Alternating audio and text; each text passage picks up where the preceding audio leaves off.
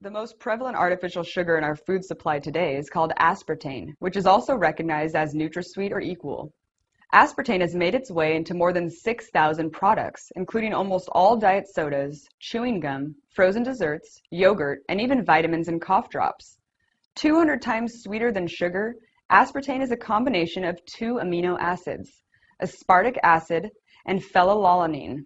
Even though the safety of aspartame has been affirmed by the Food and Drug Administration 26 times over the past 23 years, the FDA receives more complaints about adverse reactions to aspartame than any other food ingredient in the agency's history.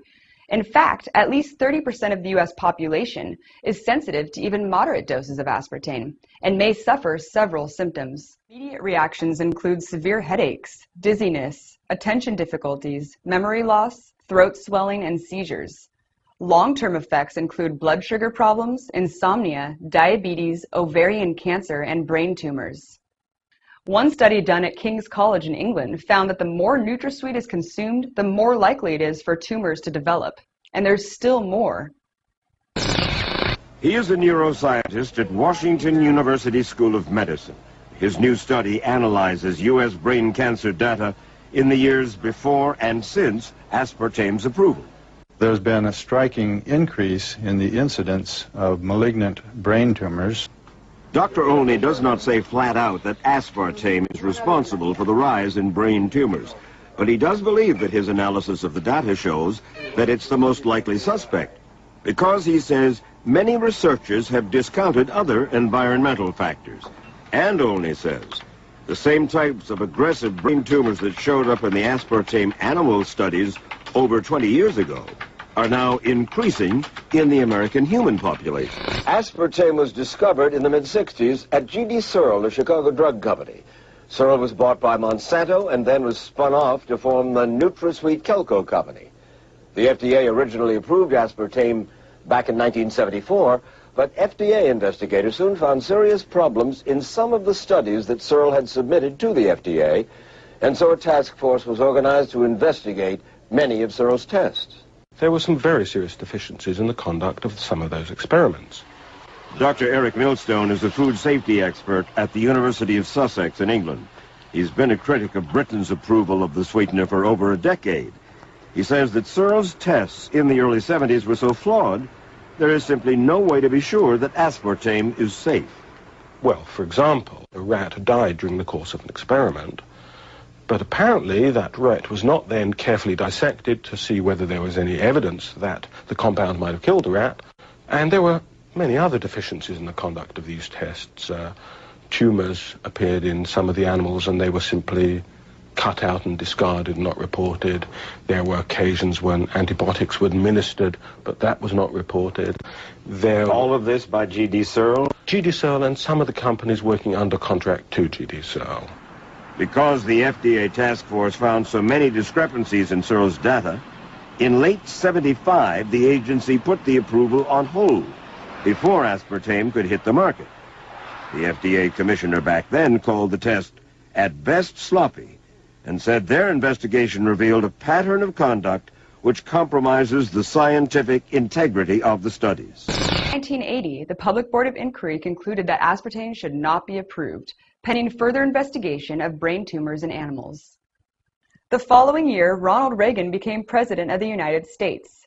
His transitional team, which included Donald Rumsfeld, CEO of Searle, then hand-picked Dr. Arthur Hull Hayes Jr. to be the new FDA commissioner. In one of his first official acts, the new FDA commissioner overruled the Public Board of Inquiry's recommendations and authorized aspartame in dry foods and carbonated beverages. In fact, the National Soft Drink Association urged the FDA to delay the approval of aspartame in carbonated beverages because of its instability in liquid form. So why am I pouring a Diet Cola into a hot pan? Well, the heat simulates what happens in your body when you consume aspartame, breaking it down into toxic formaldehyde. Food scientist Woodrow Monty explains that the aspartame molecule contains a precursor to formaldehyde, methyl alcohol. In the circulation of the brain and the veins and arteries of the brain, there's an enzyme that can convert methyl alcohol to formaldehyde, and in the human breast. Monty says that means an increased risk of breast cancer. This chart shows how breast cancer has risen along with the increased use of aspartame. That conversion into formaldehyde could also mean multiple sclerosis. With MS, the body attacks the nervous system and scars the brain. Plus, this Chinese study found that even extremely low doses of formaldehyde damage the brain's memory proteins. It can start changing its structure and the way it folds, and start producing strange misformations and malformations, the same kind of malformations that we find in Alzheimer's disease. Arthur Hull, the FDA commissioner who pushed through aspartame, later left the FDA under allegations of impropriety and took a position with Burstyn Marsteller, the chief public relations firm for both Monsanto and G.D. Searle, revealing his apparent conflicts of interest with aspartame's manufacturer. The first carbonated beverages containing aspartame hit the market in 1983, and for the last 25 years, aspartame has made its way into thousands of food and beverage products. Recently have jumped on the sucralose or Splenda bandwagon, but this may not be the best substitute. Everything that we had warned about aspartame, please don't do it. Don't give it to your child. Don't use it during pregnancy. Don't give it to the elderly or those that are sick. We're having to say the same thing about Splenda. The FDA says the agency looked at 110 sucralose studies in humans and animals. They concluded many of the studies were designed to identify possible toxic effects, including carcinogenic, reproductive, and neurological effects. No such effects were found. Hull disagrees about what those studies found. Cancer in the laboratory, mice, had hind leg paralysis. The male rats had infertility issues. The female rats had aborted fetuses and problems during pregnancy.